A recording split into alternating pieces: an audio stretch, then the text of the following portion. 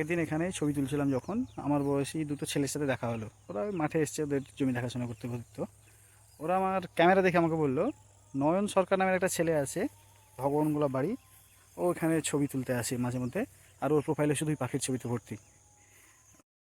এই মাঠে আগে ভয় ছিল সাপ আর শেয়ালের, কিন্তু এখন তার থেকেও যেটা বেশি সমস্যা হয়ে দাঁড়িয়েছে বুনো শুয়োরের। পায়ের ছাপ অলরেডি পেলাম, বেশি এখানে দেরি করা যাবে না, অন্ধকার হয়ে গেলে বুনো শুয়োরের ঝাঁক বেরোবে। আর বুনো শুয়োরের দল খুব হিংস্র হয়, মানুষ দেখলে আক্রমণ করে বসে।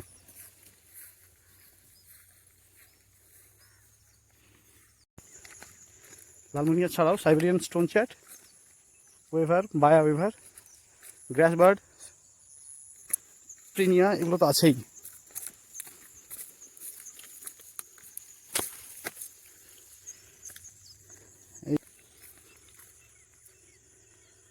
এখান থেকে পাখি পাওয়া যাক না পাওয়া যাক, সূর্যাস্তটা অসাধারণ হয় দেখতে।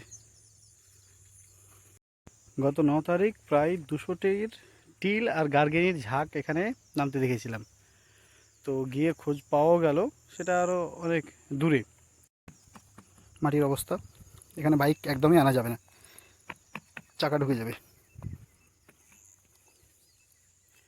টিল আর গার্গেনির প্রায় 200টির ঝাঁক দেখেছি। আর এখানে সকালবেলাতে যেটা চকাচকি বলে স্থানীয় ভাষায়, মানে রুডি সেলডাক, ওগুলো মোটামুটি 6 থেকে 7টা দেখা গেছে এখানে। সেটা দেখতে গেলে একদম সকালবেলা আসতে হবে।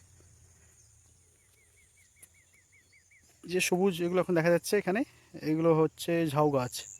কয়েকদিন পর এই ঝাউগুলো বড় হবে, মোটামুটি মাঝখানে প্রত্যেক বছরই ঝাউগুলো বড় হয়, 2-3 ফুট মতো উঁচু হয়।